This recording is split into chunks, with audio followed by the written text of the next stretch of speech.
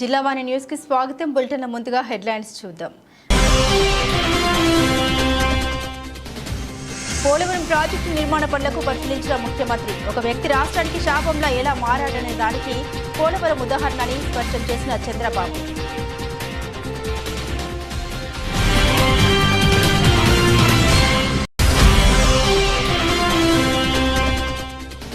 రాష్ట్ర వ్యాప్తంగా భక్తి శ్రద్ధలతో బక్రీద్ వేడుకల్లో పాల్గొన్న ముస్లిం సోదరులు. కాకినాడ జేఎన్టీయూకే ఈద్గా మైదానంలో నిర్వహించిన కార్యక్రమాల్లో ముస్లింలకు శుభాకాంక్షలు తెలిపిన హిందువులు.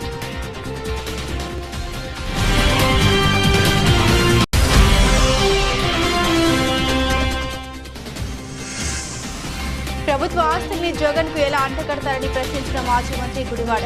రిషికొండతో పాటు గంటా గీతం యూనివర్సిటీ భాగోతం చూపిస్తే బాగుండేదని హితో పలికిన అమర్నాథ్.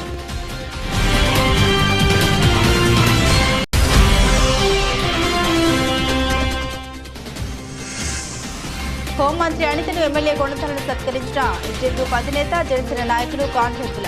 ప్రజల నమ్మకంతో గెలిచిన కూటమి ప్రభుత్వం చక్కటి పరిపాలన అందిస్తుందని ఆశాభావం వ్యక్తం చేసిన శ్రీరామ్. పోలవరం ప్రాజెక్టును త్వరితగతిన పూర్తి చేయాల్సిన అవసరం ఉందన్నారు ఏపీ సీఎం చంద్రబాబు నాయుడు. ఏపీలో అధికారంలోకి వచ్చిన వెంటనే పోలవరంపై దృష్టి పెట్టారు సీఎం చంద్రబాబు. అందులో భాగంగా సోమవారం ఉదయం ప్రత్యేక హెలికాప్టర్లో పోలవరం చేరుకున్న సీఎం చంద్రబాబు ప్రాజెక్టుపై ఏరియల్ సర్వే నిర్వహించారు. అధికారులతో కలిసి ప్రాజెక్టును సందర్శించిన బాబు అనేక అంశాలపై వివరాలు సేకరించారు. ప్రాజెక్టుకు సంబంధించిన స్పిల్వే, కాపర్ డ్యాంలు, డయాఫ్రమ్ వాల్ను పరిశీలించారు. పూర్తి వివరాలు తెలుసుకున్నాక పోలవరం ప్రాజెక్టుపై తొలి మీడియా సమావేశం నిర్వహించారు. గతంలో పోలవరం సందర్శనకు వస్తామంటే అడ్డుకున్నారన్నారు. ప్రాజెక్టును నష్టం చేసిన వారిపై చర్యలు తీసుకోవాలన్నారు. రివర్స్ టెండరింగ్ పేరుతో ప్రాజెక్టు నిర్వీర్యమైపోయిందన్నారు. తాము అధికారంలో ఉన్నప్పుడు 7 ముంపు మండలాల్ని కలిపాం కాబట్టే పోలవరం ప్రాజెక్టు కట్టగలిగామన్నారు.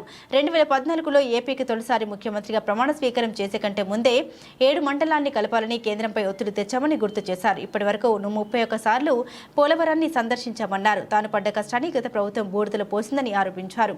తమ ప్రభుత్వ హయాంలో 2019 నాటికి పోలవరం పనుల్ని 72% వరకు పూర్తి చేశామన్నారు. గత పాలకులు పోలవరం విషయంలో క్షమించరాని తప్పు చేశారన్నారు. ఒక పక్క బాధ, ఆవేదన ఈ ప్రాజెక్ట్ చూస్తా ఉంటే ఈ ప్రాజెక్ట్ ని ఆంధ్రప్రదేశ్ ఒక జీవనాడిగా, పోలవరం ఆంధ్రప్రదేశ్ రాష్ట్రానికి ఒక వరంగా భావించి ఆ రోజు మనం శ్రద్ధ పెట్టాం. ఈ ప్రాజెక్ట్ వల్ల ఇది పూర్తి చేసుకుని నదుల అనుసంధానం చేసుకోగలిగితే ఈ రాష్ట్రానికి కరువు అనే మాట లేకుండా చేయొచ్చనే విధంగా మనం ఆలోచించి ప్రాజెక్ట్ ముందు తీసుకుపోయాం. ఆ రోజు కూడా చాలా దూరదృష్టితో, నాకుండే అనుభవంతో ఎన్నికలైనాయి. 2014లో ఇక్కడ తెలుగుదేశం పార్టీ గెలిచింది, బీజేపీ తెలుగుదేశం పొత్తున్నాం. ఢిల్లీలో ఎన్డీఏ వచ్చింది. నేను మొట్టమొదటిసారిగా రిక్వెస్ట్ చేసింది, ఎందుకంటే నేను విజువలైజ్ చేశాను కాబట్టి, 7 మండలాలు తెలంగాణలో ఉన్నాయి, కరువుకి ముంపు గురయ్యే మండలాలు. ఆ 7 మండలాలు కానీ మనకి ఇవ్వకపోతే 2 రాష్ట్రాలు జూన్ 2వ తారీఖు నోటిఫై అవుతాయి. నోటిఫై అయిన తర్వాత మళ్ళీ అసెంబ్లీ పోయి ఆ రాష్ట్రాలు ఒప్పుకుంటే తప్ప ఇది సాధ్యం కాదు. అందుకనే పట్టుబట్టి మీరు 7 మండలాలు ఇవ్వకపోతే నేను ప్రమాణ స్వీకారం కూడా చేయను, ఇంకా పోలవరం ప్రాజెక్ట్ కాదు అనే ఉద్దేశంతో నేను పట్టుబట్టి ఫస్ట్ కేబినెట్ చరిత్రలో ఎన్డీఏ 2 అసెంబ్లీలో మామూలుగా మెంబర్లంతా కూడా ఓట్ తీసుకున్న తర్వాత రెగ్యులర్ బిజినెస్ స్టార్ట్ అవుతుంది. మినిస్టర్స్ ని స్వేరింగ్ ఇన్ చేసి ఎంపీ ఓట్ తీసుకొని రెగ్యులర్ బిజినెస్ స్టార్ట్ అవుతుంది. అలాంటిది ఆర్డినెన్స్ ద్వారా ప్రెసిడెంట్ ఆఫ్ ఇండియాని కన్విన్స్ చేసి కొత్త ప్రభుత్వం ఆర్డినెన్స్ ఇవ్వాల్సిన అవసరం ఉండదు. ప్రెసిడెంట్ కూడా ఒప్పుకోడు. ఈ యొక్క అత్యవసర పరిస్థితిని ఆయనకు నచ్చజెప్పి ఒక కేబినెట్ మినిస్టర్స్ వెళ్ళి నచ్చజెప్పి తర్వాత కేబినెట్ పెట్టి ఈ యొక్క తీర్మానాన్ని పాస్ చేసి ఆర్డినెన్స్ తీసుకొచ్చి అది యాక్సెప్ట్ చేసిన తర్వాత పార్లమెంట్ సమన్ చేశారు. దానివల్ల 7 మండలాలు మనకు వచ్చాయి. ఆ 7 మండలాలు వచ్చాయి కాబట్టి మనం ప్రాజెక్టు కట్టగలిగాం. అప్పటికే ఈ ప్రాజెక్ట్ చాలా, ఒక మాటలో చెప్పాలంటే అనేక సంక్షోభాలు ఎదుర్కొంది. 2500లో ఈ ప్రాజెక్ట్ రాజశేఖర రెడ్డి గారు ప్రారంభించడం, అప్పుడే అవకతవకలు చేయడం, కాంట్రాక్టుల్ని క్యాన్సిల్ చేయడం, అక్కడి నుంచి ప్రాజెక్టు ఆటకెక్కడం, అక్కడి నుంచి వాళ్ళందరూ కోర్టులకు వెళ్ళిపోవడం, ఇక్కడ కూడా land acquisition project central place లో ల్యాండ్ ఎక్విజిషన్ చేయాలంటే వాళ్ళు కోర్టుకు వెళ్ళడం, right main canal, left main canal కాలువలు తవ్వాలంటే వాళ్ళు కోర్టులకు వెళ్ళిపోవడం, ఎన్ని లిటిగేషన్లు పెట్టాలో అన్ని లిటిగేషన్లు పెట్టి 2014 కంటే ముందు కిరణ్ కుమార్ రెడ్డి ముఖ్యమంత్రి అయిన తర్వాత టెండర్లు పిలిచాడు. అది కూడా కోర్టుకు పోయి గందరగోళం అయ్యి తర్వాత ఫైనల్ గా అన్ని కోర్టులు వెకేట్ వచ్చింది. ఆ సమయంలో విభజన జరిగిన సమయంలో ఇది నేషనల్ ప్రాజెక్ట్ గా విభజన చట్టంలో పెట్టారు. ఇన్ని నానా అవస్థలు పడి ప్రాజెక్టు ఇప్పుడే కాదు, ఈ ప్రాజెక్టు కన్సీవ్ చేసి చూస్తే 1940లోనే కన్సీవ్ చేశారు బ్రిటిష్ వాళ్ళు. అప్పటి నుంచి ముందుకు వెనక్కి రావడం, అప్పుడు కూడా 300 TMC నుంచి 700 TMC ఇంకా హైట్ కూడా పెంచి కట్టాలని చెప్పి అనుకున్నారు. కదా మనకు వచ్చింది చూస్తే 45.72 మీటర్లు దీంట్లో కట్టినప్పుడు 194 TMC ఆఫ్ వాటర్ స్టోర్ చేసేట్టుగా మనం దీన్ని పెట్టుకున్నాం. అంటే 194 TMC వాటర్ పెట్టుకుంటే 320 TMC ఆఫ్ వాటర్ వాడుకునే అవకాశం వస్తుంది. ఫ్లడ్ వాటర్ వచ్చినప్పుడు ఈ రిజర్వాయర్లు పంపించి అన్ని చేసే అవకాశం వస్తుంది. త్యాగానికి ప్రతీకగా భావించే బక్రీద్ వేడుకల్ని కాకినాడలో ముస్లింలు ఘనంగా జరుపుకున్నారు. కాకినాడలో సోమవారం ఉదయం JNTUK ఈద్గాలో మైదానంలో ముస్లిం భక్తి శ్రద్ధలతో బక్రీద్ వేడుకలు, మసీదుల్లో ప్రార్థన చేశారు. తోటివారి పట్ల కరుణ, సహనం ప్రదర్శించాలనే సందేశాన్ని మత గురువులు మసీదుల్లో బోధించారు. అనంతరం ముస్లింలు పరస్పరం పండుగ శుభాకాంక్షలు తెలుపుకున్నారు. ఈ సందర్భంగా మత గురువు అబ్దుల్ రజాక్ రిజ్వీ మాట్లాడారు. బక్రీద్ పండుగను భక్తి శ్రద్ధలతో నిర్వహించడం జరిగిందన్నారు. అస్సలాము అలైకుం వరహ్మతుల్లాహి తఆలా వబరకాతుహ్. ఈరోజు బక్రీద్ పండుగ శుభ సందర్భంగా ప్రేక్షకులందరికీ, హిందువులకు, ముస్లింలకు, క్రైస్తవులకు మరియు ప్రేక్షకులందరికీ నా తరపు నుండి, మన జామియా మసీద్ కమిటీ తరపు నుండి మరియు కాకినాడ పట్టణ ముస్లింస్ అందరి తరపు నుండి శుభాకాంక్షలు తెలియజేసుకుంటున్నాను. మరి ఈరోజు బక్రీద్ పండుగ, దానాల పండుగ చేసుకుంటున్నాము. ముస్లింస్ అందరం మన దానాల పండుగ, త్యాగాల పండుగ జరిపించుకుంటున్నాం. కావున ఈరోజు చాలా సంతోషం మరియు పవిత్రమైన రోజు కాబట్టి మరొకసారి నా తరపు నుండి, ముస్లింలందరి తరపు నుండి ప్రేక్షకులకి శుభాకాంక్షలు తెలియజేసుకుంటాను. అస్సలాము అలైకుం. అందరికీ బక్రీద్ సందర్భంగా శుభాకాంక్షలు తెలియజేస్తున్నాం. ఈ బక్రీద్ యొక్క ప్రధాన ఉద్దేశం త్యాగాల పండగ అని అంటారు, రెండవ మాట. ఎందుకంటే త్యాగం అన్నది మనిషికి ఎంతవరకు అవసరం ఉన్నది అన్న విషయం మీద ప్రవక్తలు ఇస్లాం సమాజానికి తెలియజేసింది. కాబట్టి త్యాగాల పండగగా ఈరోజు అందరూ కూడా త్యాగాలు చేయడం గురించి అందరూ కూడా బక్రీద్ అని సందర్భంగా పురస్కరించుకుని ఈ పండుగను చేసుకుంటారు. ప్రధానంగా మనిషికి త్యాగం గురించి తెలియజేసే పండుగ కాబట్టి దీన్ని త్యాగాల పండుగగా మనం అందరం కూడా అనుసరిస్తాం. ఈ సందర్భంగా ప్రతి వారికి, హిందూ, ముస్లిం ప్రతి ఒక్కరికి కూడా బక్రీద్ శుభాకాంక్షలు తెలియజేసుకుంటున్నాం. ఋషికొండపై కట్టించిన భవనాల్లోకి కెమెరాలు తీసుకెళ్లి మరి అక్కడున్న వసతుల్ని చూపించేశారని వైఎస్ఆర్ కాంగ్రెస్ నేత గుడివాడ అమర్నాథ్ అన్నారు.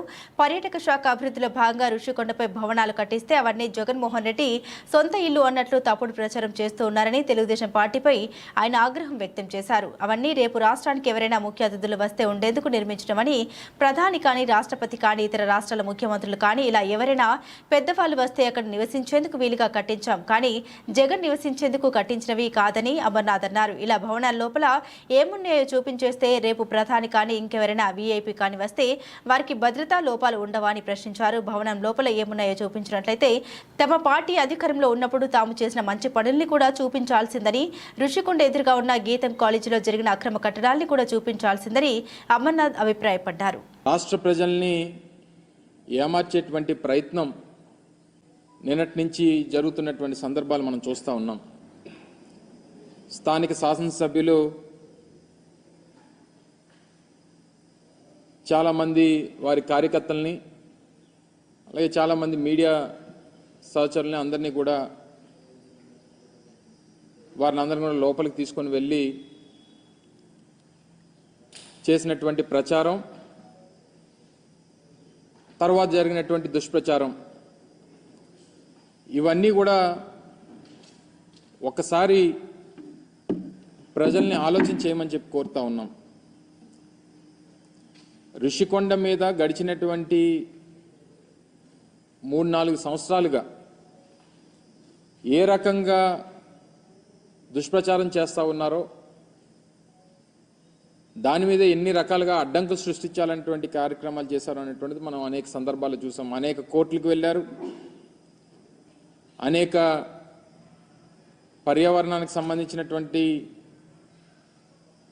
కేసులు వేశారు. వీటినన్నిటినీ కూడా అధిగమించి ప్రభుత్వం చేపట్టేటువంటి కార్యక్రమాలని, ప్రభుత్వం చేపట్టేటువంటి నిర్మాణాలని పూర్తి చేసేటువంటి కార్యక్రమం చేసి దాదాపు 4-5 నెలల క్రితం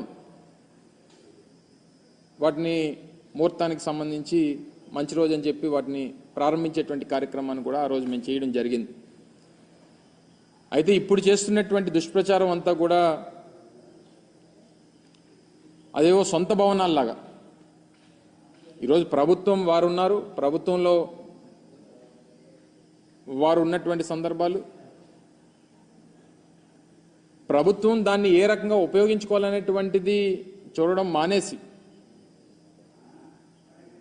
రేపు రానటువంటి కాలంలో రాష్ట్రపతితో లేకపోతే గవర్నర్ గారో లేకపోతే ఇతర పెద్దలో వచ్చినప్పుడు దాన్ని ఏ రకంగా ఉపయోగించుకోవాలి అనేటువంటిది చూడడం మానేసి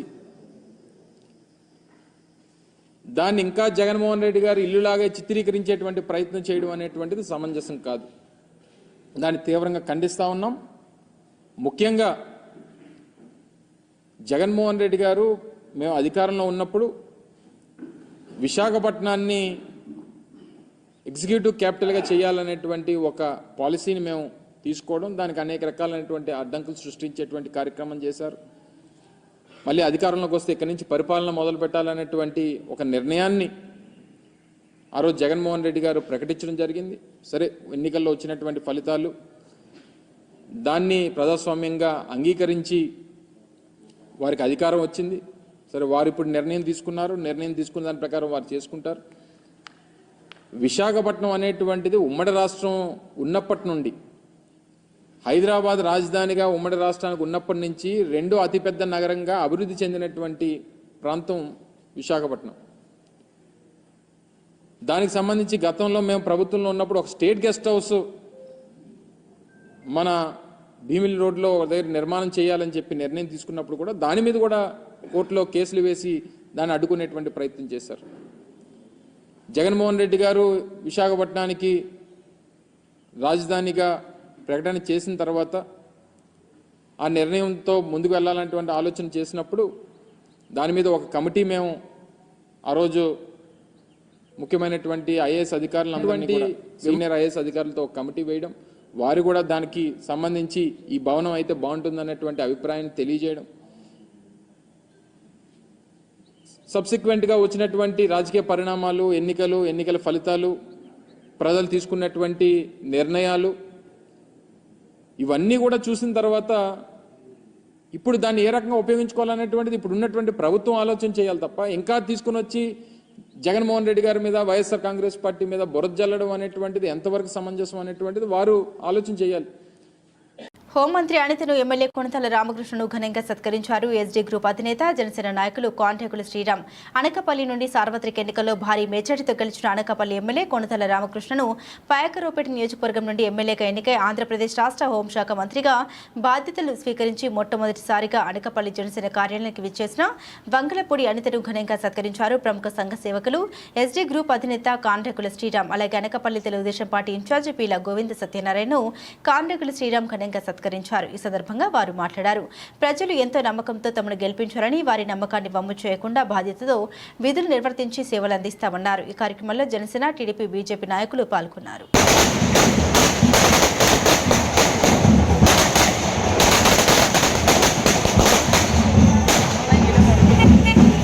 సత్యాన్ని ముందుకు పంపించారు.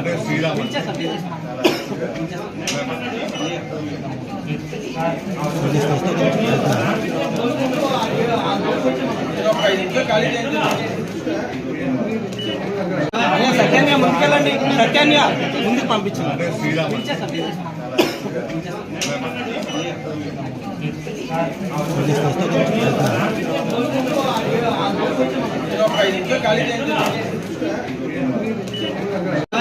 సత్యాన్ని ముందుకెళ్ళండి. సత్యాన్ని ముందుకు పంపించారు.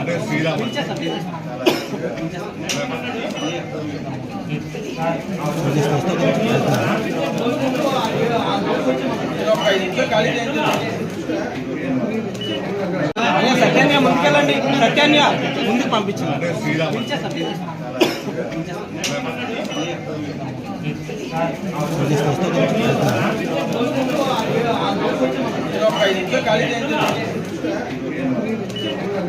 ఎన్డీఏ కూటమి ఎన్నికల్లో ఇచ్చిన హామీల అన్నింటినీ ముఖ్యమంత్రి చంద్రబాబు నాయుడు, ఉప ముఖ్యమంత్రి పవన్ కళ్యాణ్ నెరవేరుస్తారని తెలుగుదేశం పార్టీ రాష్ట్ర అధికార ప్రతినిధి పిఠాపురం మాజీ ఎమ్మెల్యే వర్మ స్పష్టం చేశారు. ఆంధ్రప్రదేశ్ టీచర్ల ఫెడరేషన్ ఆధ్వర్యంలో 2008 నుండి ప్రభుత్వ పాఠశాలలో కాంట్రాక్ట్ టీచర్లుగా పనిచేస్తున్న వారిని రెగ్యులర్ చేయాలని కోరుతూ పిఠాపురం తెలుగుదేశం పార్టీ కార్యాలయంలో మాజీ ఎమ్మెల్యే వర్మని కలుసుకుని కాంట్రాక్ట్ టీచర్లు వినతి పత్రాన్ని అందజేశారు. రాష్ట్ర ముఖ్యమంత్రి చంద్రబాబు నాయుడుకి, ఉప ముఖ్యమంత్రి పవన్ కళ్యాణ్కి తమ సమస్యలు చేరే విధంగా కృషి చేయాలని మాజీ ఎమ్మెల్యే వర్మను కాంట్రాక్ట్ టీచర్లు కోరారు. ఈ సందర్భంగా మాజీ ఎమ్మెల్యే వర్మ మీడియాతో మాట్లాడారు. ఎంటీఎస్ టీచర్స్ వారి యొక్క కమిటీ అందరూ కూడా రావడం జరిగింది. వీరు చంద్రబాబు నాయుడు గారి హయాంలో వారి యొక్క సమస్యలన్నీ కూడా చంద్రబాబు నాయుడు గారికి రాష్ట్ర వ్యాప్తంగా తెలియజేయడం, అప్పుడు క్యాబినెట్లో పెట్టడం, క్యాబినెట్లో పెట్టిన తదుపరి ఓడిపోవడం జరిగింది. ఆ క్యాబినెట్లో ఏదైతే ఆ రోజు చంద్రబాబు నాయుడు గారు ఒప్పుకొని పెట్టినవి ఉన్నాయో వాటిని అమలు చేయమని వీళ్ళందరూ కూడా కోరుతూ ఉన్నారు. పెట్టిన సమస్యలు ఏదైతే ఉన్నాయో నేను పూర్తిగా అది స్టడీ చేయలేదు, అన్నీ కూడా చేసే విధంగా ముఖ్యమంత్రి గారికి చెప్పి ప్రయత్నం చేస్తాం. అలాగే ఉప ముఖ్యమంత్రి పవన్ కళ్యాణ్ గారికి, మన విద్యాశాఖ మంత్రి నారా లోకేష్ గారికి కూడా దృష్టిలో పెట్టి, ఇది వరకు మీకోసం పాదయాత్రలో కూడా చంద్రబాబు నాయుడు గారికి నేనుండగానే మన పిఠాపురంలోనే రిప్రజెంటేషన్ ఇచ్చారు. యోగలం పాదయాత్రలో కూడా నేనే దగ్గరుండి రిప్రజెంటేషన్ ఇవ్వడం జరిగింది. తెలుగుదేశం ప్రభుత్వం ఎప్పుడు కూడా ఒక మాట తెలియజేస్తే ఆ మాటకి కమిట్ అయి ఉంటుంది. అదేవిధంగా అప్పుడు క్యాబినెట్ కమిటీలో క్యాబినెట్లో ఏదైతే పెట్టారో దాని ప్రకారం ఆ సమస్యలు ఏవైతే పెండింగ్ ఉన్నాయో అవన్నీ కూడా పూర్తి చేస్తారని చెప్పి, పూర్తి చేసే విధంగా వీళ్ళందరికీ నేను తెలియజేసి, నేను కూడా ఫాలోఅప్ చేసి వీళ్ళందరికీ అండగా ఉంటామని చెప్పి తెలియజేసుకుంటూ, ఇప్పుడు డిఎస్ఏ 16,783 పోస్టులు పిలిచారు. మరి ఒక పక్కన నిరుద్యోగులకు అవకాశం ఇచ్చినప్పుడు వీళ్ళు ఎన్నో సంవత్సరాలు చేస్తున్న టీచర్స్ వీళ్ళు కూడా సేమ్ సిస్టమ్, వాళ్ళే పాఠం చెప్తారు, వీళ్ళు అదే పాఠం చెప్తారు. కానీ వాళ్ళు ₹1,00,000 తీసుకుని ఎంజాయ్ చేస్తున్నారు, వీళ్ళు 34,000 మధ్యలో వీళ్ళు ఉన్నారు. అంచేత వీళ్ళకి కనీసం ఒక సర్వీస్ అన్నా ఫిక్స్ చేసి అక్కడికన్నా పర్మనెంట్ చేయాలని నా పర్సనల్ అభిప్రాయం. ఏది ఏమైనా చంద్రబాబు నాయుడు గారు పాత ప్రభుత్వంలో ఇదంతా కూడా రెగ్యులర్ ఫైల్ నడడం జరిగింది. ఈ వైసీపీ ప్రభుత్వం వచ్చాక దాన్ని ఆపేయడం. ఇదంతా కూడా కూలంకషంగా చూసి వారికి న్యాయం చేయవలసిందిగా కోరడం జరుగుతుందని చెప్పి తెలియజేస్తాను. విశాఖ జిల్లా పెందుర్తి మండలం జీవీఎంసీ 96వ వార్డు పెందుర్తి ప్రధాన కూడలిలో గల ఐపీసీ పెంతుకోస్తు చర్చ్ నందు క్రైస్తవ ప్రజాస్వామ్య ఉద్యమ సమావేశం జరిగింది. సోమవారం ఉదయం అసోసియేషన్ కార్యదర్శి కె విలియమ్స్ లక్ష్మోజిల పర్యవేక్షణలో జరిగిన ఈ ఉత్తరాంధ్ర ప్రాంతీయ కార్యకర్తల నాయకుల సమావేశానికి అతిథిగా అసోసియేషన్ అధ్యక్షుడు పిఏ మేల్కి సేదక్ హాజరయ్యారు. ఈ సందర్భంగా మీడియాతో ఆయన మాట్లాడారు. క్రైస్తవులంతా సామాజికంగా ఆర్థికంగా తమ హక్కుల్ని కాపాడుకుంటూ రాజకీయంగా చైతన్యవంతులు కావాలని పిలుపునిచ్చారు. భారత రాజ్యాంగానుసారం క్రైస్తవులకు అందవలసిన హక్కులు కొన్ని రాజకీయ శక్తులు అడ్డుకుంటున్నాయని ఆవేదన వ్యక్తం చేశారు. అలాగే క్రైస్తవ మతాన్ని ఆరాధించే వారికి ప్రత్యేక బిల్లును ప్రవేశపెట్టాలన్న తమ డిమాండ్ను మరోసారి గుర్తు చేశారు. ఈ కార్యక్రమంలో క్రిస్టియన్ డెమోక్రటిక్ మూవ్మెంట్ అసోసియేషన్ ప్రతినిధులు T Christopher, Sudhakar, Y Samson, B Varaprasad తదితరులు పాల్గొన్నారు. క్రిస్టియన్ డెమోక్రటిక్ మూవ్మెంట్ యొక్క ముఖ్య ఉద్దేశాలు క్రైస్తవుల యొక్క మతపరమైన, సామాజికపరమైన, ఆర్థికపరమైన హక్కుల్ని కాపాడుకుంటూ రాజకీయంగా వారిని కూడా చైతన్యవంతులు చేయాలనేది మా యొక్క ముఖ్య ఉద్దేశం. భారత రాజ్యాంగం ప్రకారము అందరికీ సమాన హక్కులు ఇవ్వండి, జస్టిస్, లిబర్టీ, ఈక్వాలిటీ, ఫ్రాటర్నిటీ అనే 4 ముఖ్యమైన స్తంభాల మీద రాజ్యాంగం నిర్మించబడింది. కానీ ఇటీవల కాలంలో భారత రాజ్యాంగాన్ని మార్చివేయాలని కూడా కొంతమంది ప్రయత్నం చేశారు. కానీ మొన్న జరిగిన ఎలక్షన్లో ప్రజలు ఆ ఆలోచనల్ని తగిన బుద్ధి చెప్పినట్లుగా మేము భావిస్తున్నాము. రాబోయే రోజుల్లో భారత రాజ్యాంగాన్ని నెరవేర్చే విధంగా ప్రభుత్వాలు పనిచేయాలని, అందరికీ ఆమోదయోగ్యమైన ప్రభుత్వాలు, అందరి హక్కుల్ని, రాజ్యాంగపరమైన హక్కుల్ని కాపాడే విధంగా ప్రభుత్వాలు ఉండాలని మేము కోరుతున్నాము. ముఖ్యంగా రాజ్యాంగపరంగా క్రైస్తవులకి ఉన్న హక్కులు, ముఖ్యంగా షెడ్యూల్ క్యాస్ట్ నుంచి క్రైస్తవ మతంలో మారిన వాళ్ళని బీసీసీలుగా చెప్తున్నారు. కానీ మేము పార్లమెంట్లో దళిత్ క్రిస్టియన్ బిల్ని ప్రవేశపెట్టాలని ఈ సందర్భంగా డిమాండ్ చేస్తున్నాం. అలాగే తెలంగాణ, ఆంధ్రప్రదేశ్, తెలుగు రాష్ట్రాల్లో క్రిస్టియన్ ఫైనాన్స్ కార్పొరేషన్ ఉన్నది. అదేవిధంగా ఇతర రాష్ట్రాల్లో కూడా ఇదే విధంగా క్రైస్తవులకి ఉపయోగపడే విధంగా క్రిస్టియన్ ఫైనాన్స్ కార్పొరేషన్ని ఏర్పాటు చేయాలని మేము డిమాండ్ చేస్తున్నాము. కేంద్ర, రాష్ట్ర ప్రభుత్వాలు క్రిస్టియన్ ఫైనాన్స్ కార్పొరేషన్కి తగినన్ని నిధులు సమకూర్చి వాళ్ళకి సహాయాన్ని అందించాలని, అదేవిధంగా నార్త్ ఇండియాలో ఉన్న అనేక రాష్ట్రాల్లో ఉన్న యాంటీ కన్వర్షన్ బిల్లును కూడా తొలగించాలని ఈ సందర్భంగా మేము డిమాండ్ చేస్తున్నాము. సువార్త సేవకు అనేకమైన శక్తులు కొంతమంది ఆటంకపరుస్తున్నారు, సువార్థికుల మీద దౌర్జన్యాలు చేస్తారు. అటువంటి వాటన్నిటి మీద తగిన చర్యలు ప్రభుత్వాలు తీసుకోవాలని సందర్భంగా మేము డిమాండ్ చేస్తున్నాము.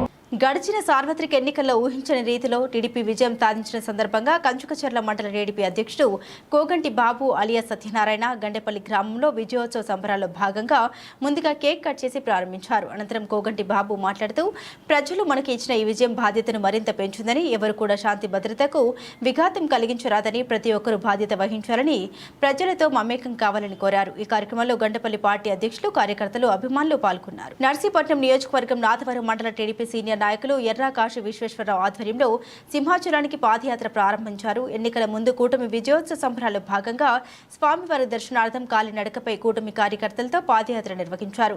నాథవరం నుండి నర్సీపట్నం మీదుగా మాగవరపాలెం, తాళ్లపాలెం జంక్షన్ నుండి పెందుర్తి, సింహాచలం స్వామివారి దర్శనం అనంతరం తిరిగి పయనం చేపడతామన్నారు. ఈ పాదయాత్ర దఫాలుగా 4 రోజులు చేపడతామన్నారు. ఆయా గ్రామాల్లో ఉన్న తెలుగుదేశం అభిమానులు, కార్యకర్తలు ఈ పాదయాత్రకు స్వాగతం పలుకుతూ ముందుకు సాగేలా కూటమి అభిమానులు మంచి ఆదరణతో విజయోత్సవ పాదయాత్రకు స్వాగతం పలుకుతున్నారన్నారు. నాతోరం తెలుగుదేశం పార్టీ కార్యకర్తలు, జనసేన యూత్, అలాగే మన బీజేపీ కార్యకర్తలు అందరూ కలిసి అయ్యన్న పాత్రుడు గారు నర్సీపట్నం ఎమ్మెల్యేగా గెలిచి, అలాగే చంద్రబాబు నాయుడు గారు ఎన్డీఏ కూటమిలో సీఎంగా ప్రమాణ స్వీకారం చేస్తే జరిగింది. కాబట్టి ఈ తెలుగుదేశం పార్టీ కార్యకర్తలు, మన జనసేన కార్యకర్తలు, బీజేపీ కార్యకర్తలు అందరూ కూడా సింహాచలం కొండకి, సింహాద్రప్పన్న కొండకి నడిచి పాదయాత్రగా వస్తామని చెప్పేసి మొక్కుకోవడం జరిగింది. ఆ పాదయాత్రని, ఆ మొక్కుని ఈరోజు ప్రారంభించడం జరిగింది. కావున ఈ మొక్కుని దిగ్విజయంగా పూర్తి చేయాలని మన ప్రేక్షకులందరూ కూడా, కార్యకర్తలందరూ కూడా ప్రార్థించవలసిందిగా ఆ భగవంతుడిని కోరుకుంటున్నామని చెప్పేసి విరమించుకుంటున్నాం.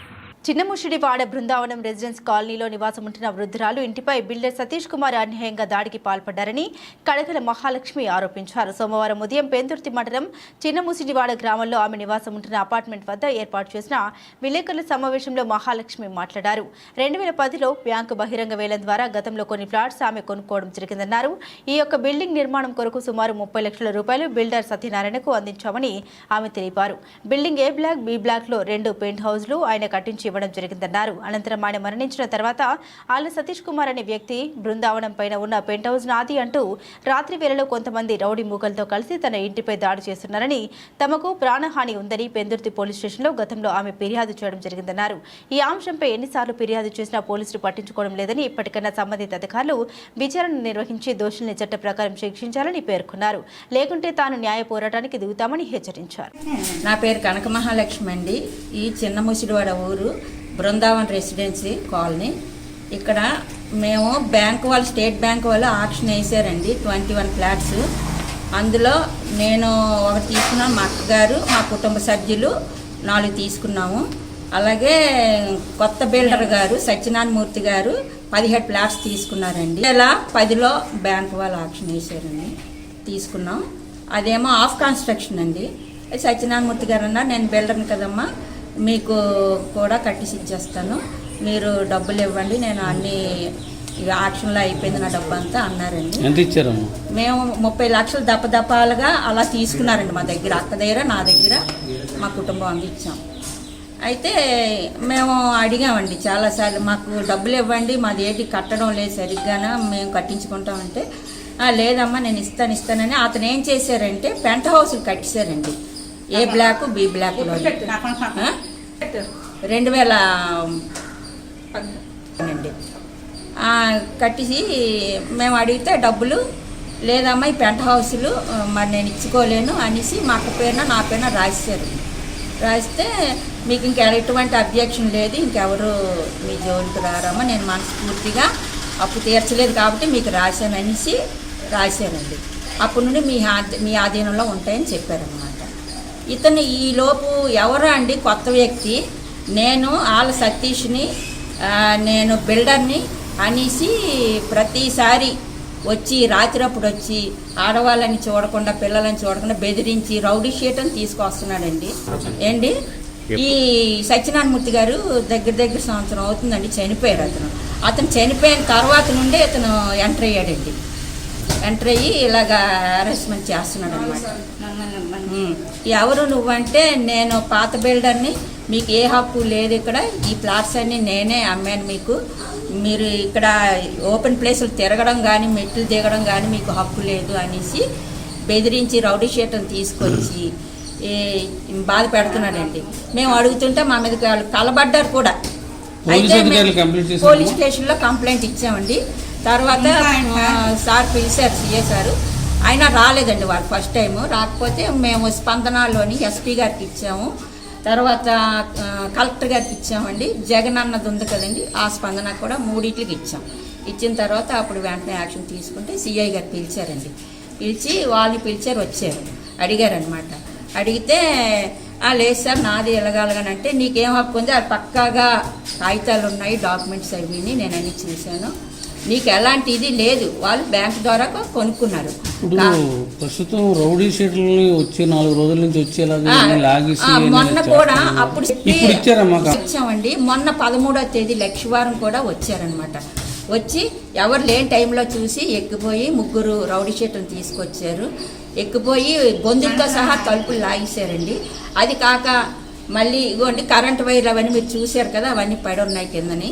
కంప్లైంట్ ఇచ్చామండి, వెంటనే 112కి ఇచ్చామండి. పోలీసులు వెంటనే వచ్చారు, ఆపేసి మళ్ళీ వచ్చి మళ్ళీ ఆ పని చేశారనమాట. ప్లాట్లో ఉన్న మగవాళ్ళందరూ డ్యూటీలకు వెళ్ళిపోతారండి, ఆడవాళ్ళు ఉంటున్నాము, పిల్లలు ఉంటున్నారు, చిన్న పిల్లలు, చాలా ఇబ్బంది పెడుతున్నాడు. రౌడీ షీట్ని తీసుకొచ్చి ఎలాగైనా సరే మాకు న్యాయం జరిగించినట్టు చెయ్యండి.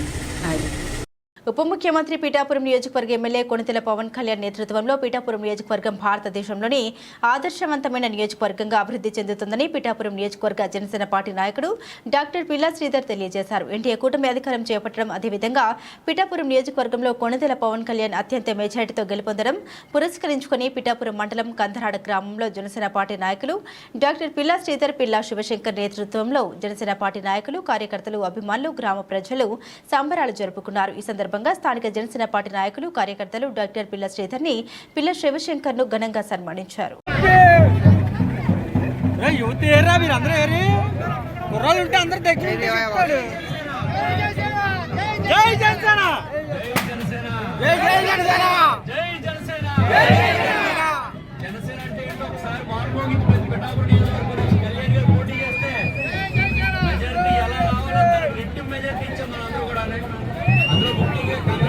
చాలా అద్భుతమైన మెజార్టీ వచ్చింది. 100%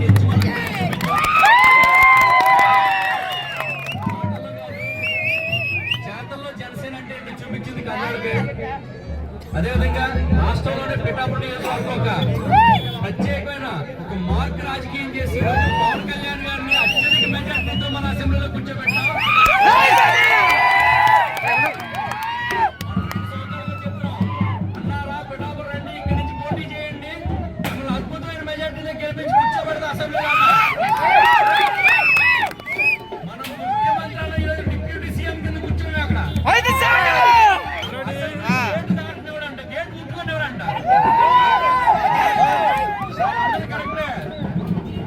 కళ్యాణ్ గారు వస్తుంటే గేట్ కళ్యాణ్ గారు తోసుకోడు.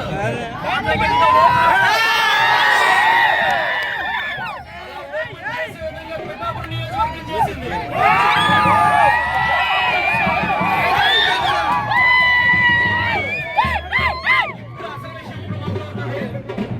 రానున్న 5 సంవత్సరాల్లో ఏదో సాధారణ పార్టీలో పడుకునేది కాదు. ఈసారి అందరూ కూడా రెట్టింపు పనిచేసి పార్టీ బలోపేతం చేసుకోవాలి. అదేవిధంగా ప్రజలకు ఏ అవసరం వచ్చినా సరే జన సైనికులందరూ కూడా అండగా ఉండాలి. వాళ్ళు మనం డిసిప్లినరీగా మనం కాపాడుకుంటూ పిఠాపురాన్ని అద్భుతమైన అభివృద్ధి దిశలో తీసుకెళ్లి నెక్స్ట్ 5 సంవత్సరాల తర్వాత మనం ఓటు అడగక్కర్లేదు, మా ఓటు మీకే అని చెప్పే విధంగా మనం తయారు చేసుకోవాలి. జై జనసేన, జై జనసేన, జై పవన్ కళ్యాణ్.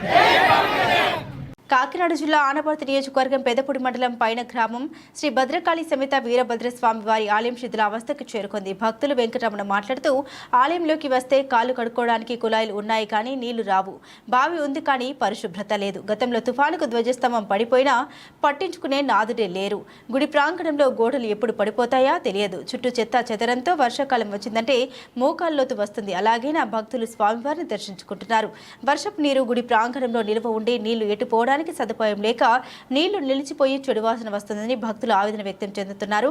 ఇప్పటికైనా ఎండోమెంట్ అధికారులు స్పందించాలని భక్తులు కోరుతున్నారు. వచ్చేది వర్షాకాలం కాబట్టి త్వరలోనే స్పందించాలని కోరుతున్నారు. నా పేరు దంగేడు రమణ అండి. పైన గ్రామం అండి. ఇక్కడ దేవస్వామి గుడి అండి. ఇక్కడ అభివృద్ధి చేసేది ఏది లేదండి. ట్యాపులు ఉన్నాయి కానీ ట్యాపులు కూడా పనిచేస్తలేదండి. గోడలు ఏమో పడిపోతున్నాయండి. మొక్క లోతు నీరు వచ్చేస్తుందండి వర్షం గుర్తుని. అందుకే కాబట్టి అండి అభివృద్ధి చేసి ఎవరు లేరు కాబట్టి కొంచెం జాగ్రత్తగా అభివృద్ధి చేసి మొక్క లోతు నీరు ఉండిపోతుందండి. తర్వాత గరిస్తంభం పడిపోయిందండి. గరిస్తంభం పడిపోయి 3 సంవత్సరాలు అవుతుంది. 3 సంవత్సరాలు పట్టించి నారులు ఎవరు లేరండి. అందుకే కాబట్టి అభివృద్ధి చేయాలండి. ఇది సోమవారం బోలెడు మంది బస్సులు వస్తారండి. ఆ బస్సులు కూడా సరిగ్గా వాళ్ళకి అభివృద్ధిగా ఉండలేదండి. అన్ని రకాలుగా మీరు జాగ్రత్తగా చూడాలండి, చూసి పని చేయాలండి అని కోరుతున్నామండి. అల్లూరి సీతారామరాజు జిల్లా రంపచోడవరం నియోజకవర్గం నుండి అసెంబ్లీకి నూతనంగా ఎమ్మెల్యేగా ఎన్నికైన శిరీషాదేవి, విజయభాస్కర్ దంపతులకు వారి సొంత గ్రామమైన అనంతగిరిలో గ్రామస్తులు, ఉద్యోగస్తులు, కుటుంబ సభ్యులు, కార్యకర్తలు మరియు ప్రజలు అందరూ కలిసి ఎమ్మెల్యే ఎం శిరీషాదేవి, ఆమె భర్త రంపచోడవరం తెలుగు అధ్యక్షులు ఎం విజయభాస్కర్ గారికి అంగరంగ వైభవంగా దారి పొడవున మేళతాళ్లతో పూలను జల్లుతూ సభ ప్రాంగణం తీసుకుని వెళ్లి పూలదండలు శాలువాతో సన్మానించారు. అనంతగిరి గ్రామస్తులు, ఉద్యోగస్తులు ఏర్పాటు చేసిన ఈ కార్యక్రమంలో పాల్గొనేందుకు ఉమ్మడి తూర్పుగోదావరి జిల్లాలోని వారి కుటుంబ సభ్యులు, ఆత్మీయులు, బంధువులు, శ్రేయోభిలాషులు, గ్రామస్తులు అందరూ హాజరు కావడం అనంతగిరి గ్రామం ప్రజలతో కిక్కిరిసిపోయింది. ఒక పండుగ వాతావరణం తలపించే విధంగా అనంతగిరి గ్రామం ప్రధాన రహదారి కనిపించింది. ఉదయం మొదలైన ఈ సన్మాన కార్యక్రమం సాయంత్రం వరకు ఘనంగా జరిగింది. ఒకటే కోరుకునేవాడిని, తండ్రి ఏదైనా సరే ఊరందరం కలిసి ఉండాలా, నాకు ఊరందరి జనాలంటే చాలా ఇష్టం, నాకు ఎవరి మీద ద్వేషాలు పగలు అలాంటివి ఉండవు, నాకు ఏదో రకంగా ఎప్పటికైనా మంచి స్థానంలో నిలబెట్టు అనుకుని నేను ప్రార్థన ఒక్కోసారి చేసుకునేవాడిని. దాని ప్రకారమే భగవంతుడు నా కష్టానికి ఈరోజు నా భార్యను ఎమ్మెల్యే చేశాడు. నేను ఇది మా ఎవరి విజయం కాదండి, భగవంతుడు ఇచ్చిందే. భగవంతుడు కూడా ఎందుకు ఇచ్చాడో చెప్తానండి. మేము ఒకరి మీద కోపానికి ఒక మాట అంటాం కానీ అది అప్పుడుతో మర్చిపోతాం. ఎవరి మీద ద్వేషం ఉండదు, పగ ఉండదు, ఏమి ఉండదు. అందువల్ల ఇంత చిన్న వయసులో భగవంతుడు మాకు ఈ టికెట్ ఇవ్వడం జరిగింది. అలాగే దీనికోసం మేము ఎప్పుడైతే అప్లికేషన్ పెట్టామో సంఘస్థులందరూ ప్రార్థించండి అని మరి మేము చెప్పడం జరిగింది. అట్టి విధంగా ఉద్యోగస్తులు సంఘస్థులు అందరూ మా కోసం ప్రార్థన చేశారు. ఆ ప్రార్థనే ఈరోజు మేము ఫలించిందని ఎంతో సంతోషపడుతున్నాం. ఎన్టీఆర్ జిల్లా మైలవరం నియోజకవర్గం ఇబ్రహీంపట్నం సర్కిల్ పెర్రి రోడ్లో గల మాజీ మంత్రి జోగి రమేష్ స్వగృహంపై కార్లు నలుగురు అల్లరి మూకలు వచ్చి తమతో తెచ్చుకున్న పదునైన రాళ్లతో దాడి చేశారు. ఇంటి వద్ద కాపలా ఉన్న పోలీసు అడ్డుపడడంతో ఎదిరించారు. సమయానికి జోగి రమేష్ మరియు వారి కుటుంబం సభ్యులు వ్యక్తిగత పని మీద వేరే ప్రాంతానికి వెళ్లడంతో ఇంట్లో లేకపోవడం వల్ల ముప్పు తప్పింది.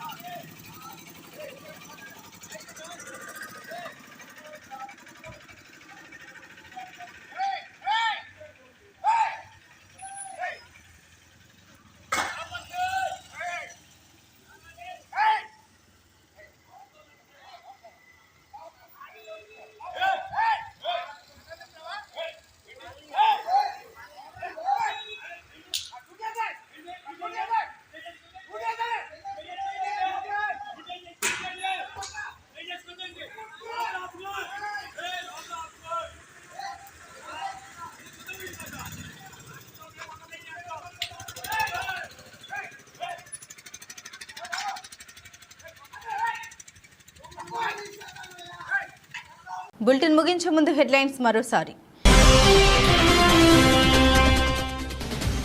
పోలవరం ప్రాజెక్టు నిర్మాణ పనులకు పరిశీలించిన ముఖ్యమంత్రి. ఒక వ్యక్తి రాష్ట్రానికి శాపంలా ఎలా మారాడనే దానికి పోలవరం ఉదాహరణని స్పష్టం చేసిన చంద్రబాబు.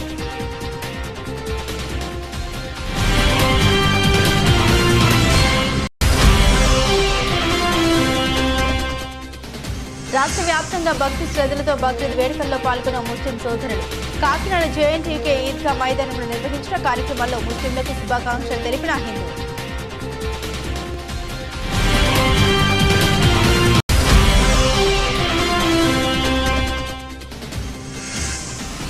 ప్రభుత్వ ఆస్తుల్ని జగన్ కు ఎలా అంటకడతారని ప్రశ్నించిన మాజీ మంత్రి గుడివాడ. రిషికొండతో పాటు గంటా గీతం యూనివర్సిటీ భాగోతం చూపిస్తే బాగుండేదని హితో పలికిన అమర్నాథ్.